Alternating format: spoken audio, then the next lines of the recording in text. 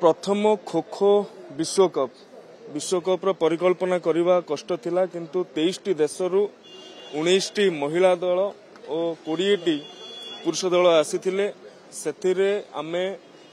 Champion होइछंती आमे gold medal पाइछंती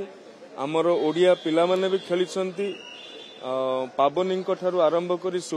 Shubhashree एवं माझी पर्यंत एमाने जो भली भाव रे ओडिशार सम्मान रखिछंती समस्त को शुभेच्छा शुभकामना। ओडिशा आमर जातीय दलर पृष्ठपोषक भाव रे गतकाली आमर जो हॉकी वर्ल्ड कप रो फाइनल थिला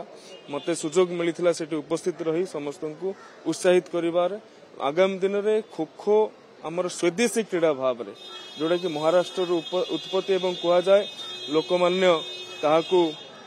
संरचना करथिले एवं स्वदेशी क्रीड़ा जे माटी कादुओ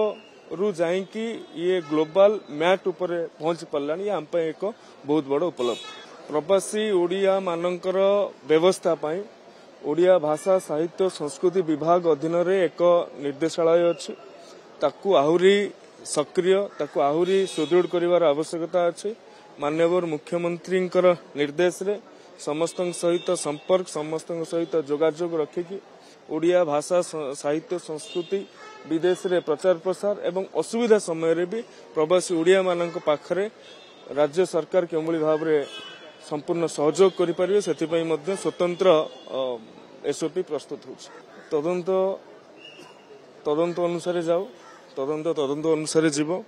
आमे माने ता ऊपर बेसी चर्चा आलोचना करबा ठीक नै। मु केवल एतिक आशा करिबे निश्चित भाव रे प्रकृत सत्य सामना को आसो।